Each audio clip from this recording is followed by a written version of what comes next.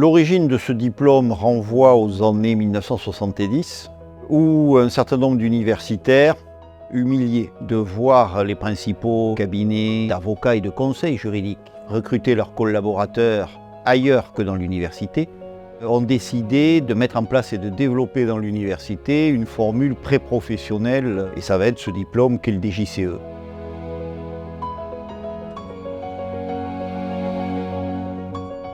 Ce qu'on recherche chez un avocat d'affaires, c'est évidemment une compétence technique sans faille, ce que l'on apprend au DJCE.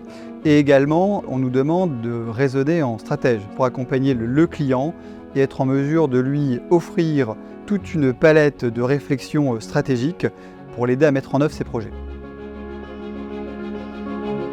Depuis plus de 50 ans, le DJCE forme l'essentiel des juristes d'affaires, juristes d'entreprise et avocats d'affaires sur le territoire national français.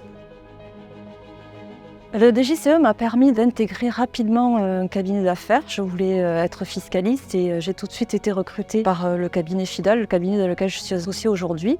Encore aujourd'hui, nous favorisons les recrutements auprès des DJCE.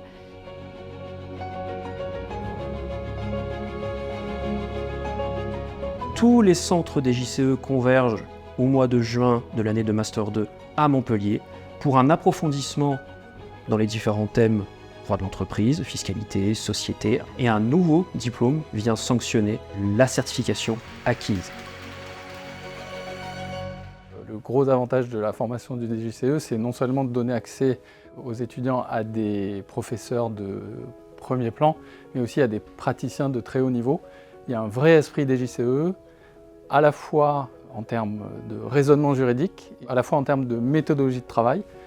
On reconnaît vite quelqu'un qui est passé par la formation DJCE à sa manière de raisonner, à sa manière d'aborder les problèmes et de trouver des solutions.